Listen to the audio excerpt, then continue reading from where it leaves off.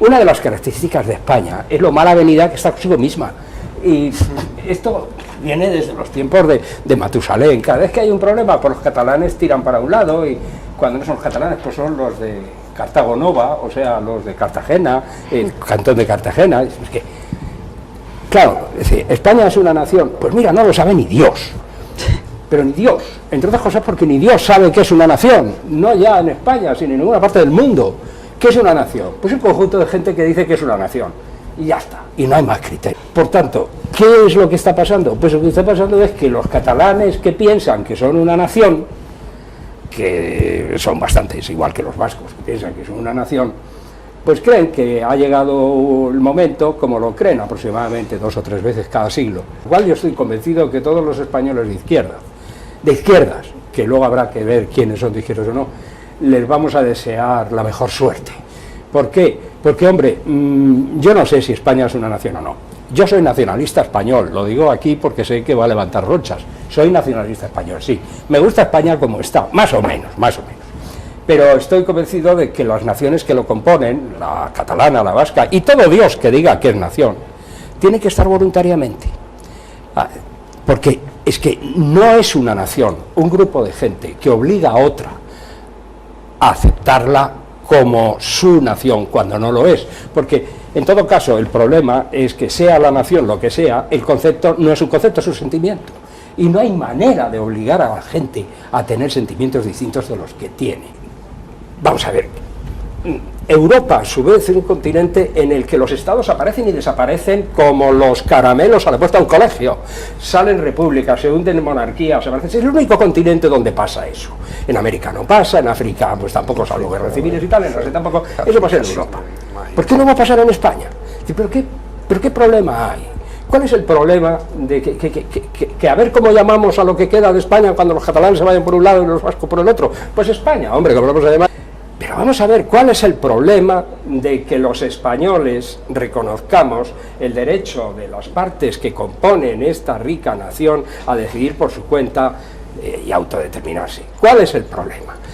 ¿Cuál es la situación? La situación es lo que pasa antes, que la idea de España ha sido hegemonizada e impuesta por la violencia. Hombre, uno de los antecesores de Mas, pues lo fusiló Franco, nada más que le echó la mano al señor Companys. Y un ejército incapaz de ganar ni una sola guerra internacional desde la batalla de Rocroi en el siglo XVII, salvo las que libra contra su propio pueblo y si lo pilla desarmado. En estas condiciones.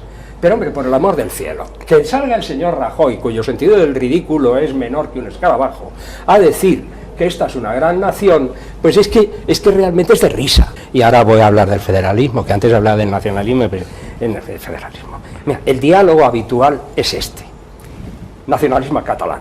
Yo, partidario y la independencia tal, nacionalista español. Muy bien, yo no soy nacionalista. Dicen nacionalista español, claro. Que no es nacionalista, o que es un no nacionalista. ¿Por qué? Porque tiene un Estado y no quiere quejar al otro.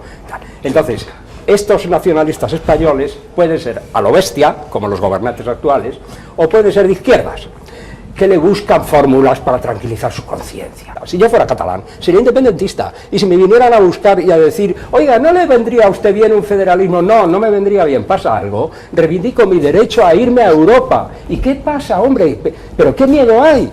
¿Pero qué sucede si los catalanes se van, si los vascos se van?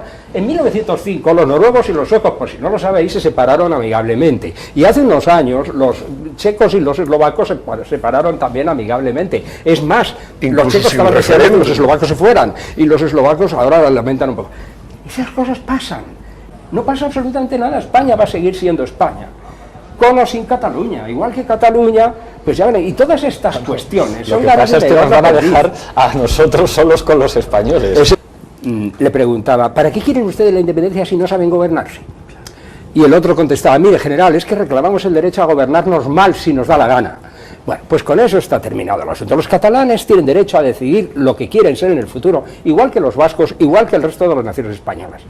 Y en España lo que tienen enfrente, nos guste o no nos guste, queridos amigos, y es algo en lo que habría que reflexionar, es una derecha cerril, que es enemiga del independentismo, como es enemiga del progresismo, del republicanismo, del ateísmo y de todo que hay bueno en la vida, y son nuestros enemigos, y una izquierda timorata, que anda buscando fórmulas de todo tipo, porque en el fondo no quiere reconocer que la condición de nación, como muy bien decía Zapatero, es discutible y discutida.